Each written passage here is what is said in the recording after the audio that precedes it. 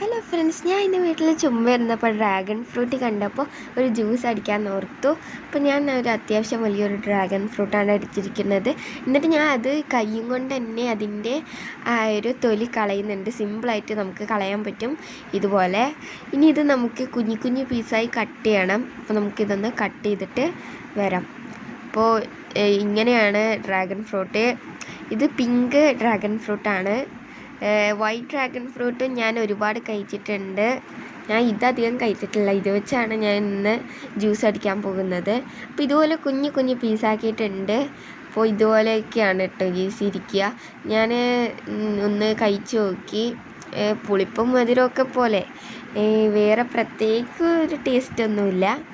എന്നിട്ട് ഞാൻ ഇത് മിക്സിയുടെ ജാറിലോട്ട് ഇട്ട് കൊടുക്കുകയാണ് കേട്ടോ ഗൈസ് മൊത്തം. എന്നിട്ട് ഇതിലോട്ട് ഞാൻ 1 കപ്പ് പാല് ഒഴിച്ചു കൊടുക്കുന്നുണ്ട്. അപ്പോൾ 1 കപ്പ് പാൽ ഒഴിച്ചു കൊടുത്തിട്ടുണ്ട് ഞാനിവിടെ. ഇനി ഇതിനാവശ്യമായിട്ടുള്ള പഞ്ചസാര ഇട്ട് കൊടുക്കാം. എന്നിട്ട് ഞാനിത് നന്നായി അടിച്ചെടുത്തിട്ട് ഒരു ഗ്ലാസ്സിലോട്ട് മാറ്റിയിട്ടുണ്ട്. അപ്പോൾ അടിപൊളി ടേസ്റ്റാണ്. എല്ലാവരും ട്രൈ ചെയ്ത് നോക്കാം. അപ്പോൾ അടുത്ത വീഡിയോയിൽ കാണാം. അപ്പോൾ